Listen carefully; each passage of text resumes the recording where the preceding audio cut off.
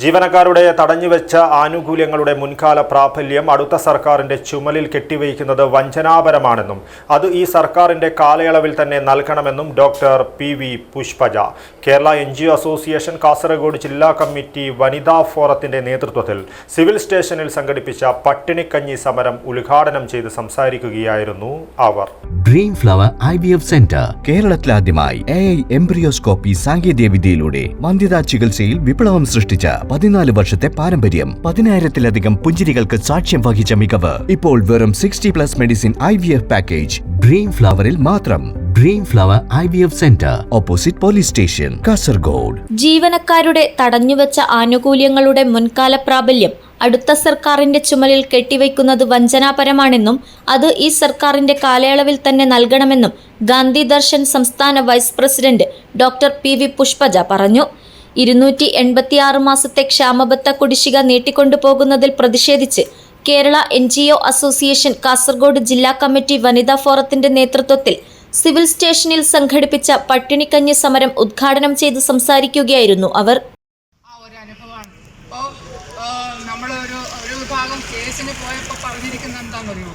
DA നിങ്ങളുടെ അവകാശമല്ല, government തരുന്ന ഔദാര്യമാണ്.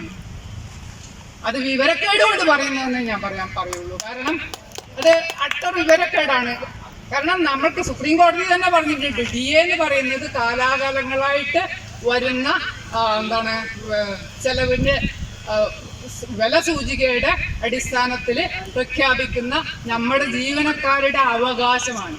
അത് അവകാശമല്ല, ഞങ്ങളുടെ ഔദാര്യമാണ് എന്ന് പറയുന്ന ഒരു സർക്കാരും ഇന്നേ വരെ ഉണ്ടായിട്ടില്ല ഇന്ന് നമ്മുടെ കേരളത്തിന്റെ ചരിത്രത്തിൽ. അത് ഇവിടെ ഈ നേരത്തെ പറഞ്ഞ കാരണഭൂതം തന്നെയുള്ളൂ. അങ്ങനെ ഒരു സമീപനം ജീവനക്കാരോട് സ്വീകരിച്ചിട്ടുള്ളൂ. 2016 മുതലുള്ള DA പെൻഡിങ്ങിൽ വെച്ചിട്ട് അവസാനം 2019 കിട്ടേണ്ടുന്ന നമ്മുടെ ശമ്പള പരിഷ്കരണം കിട്ടിയില്ല. കാലാവധി തീരാൻ ദിവസങ്ങൾ മാത്രം ബാക്കി നിൽക്കുന്ന സർക്കാർ നാളിതുവരെ നിഷേധിച്ച ആനുകൂല്യങ്ങൾ അടുത്ത സർക്കാരിന്റെ ചുമലിലേക്കിട്ട് കൈകഴുകുകയാണ്. വ്യക്തതയില്ലാത്ത ഉത്തരവുകളിലൂടെ ജീവനക്കാരെ കബളിപ്പിക്കാൻ നടത്തുന്ന ശ്രമം വില പോവില്ല. അശ്വേഡ് പെൻഷൻ നടപ്പിലാക്കാനുള്ള ശ്രമം ഉപേക്ഷിച്ച് സ്റ്റാറ്റ്യൂട്ടറി പെൻഷൻ തിരികെ കൊണ്ടുവരണം. ജീവനക്കാരുടെയും അധ്യാപകരുടെയും സ്പാർക്ക് ഡേറ്റ ചോർത്തൽ വിഷയത്തിൽ സമഗ്ര അന്വേഷണം നടത്തണമെന്നും അവർ കൂട്ടിച്ചേർത്തു. സംസ്ഥാന കമ്മിറ്റി അംഗം വത്സല കൃഷ്ണൻ അധ്യക്ഷത വഹിച്ചു. സംസ്ഥാന കമ്മിറ്റി അംഗം MT പ്രസീത, ജില്ലാ വനിതാ ഫോറം കൺവീനർ ബിന്ദു പ്രദീപ്, രതി വയലപ്രം, ഗിരിജ മാപ്പിടിച്ചേരി എന്നിവർ നേതൃത്വം നൽകി. News bureau, Kasaragod.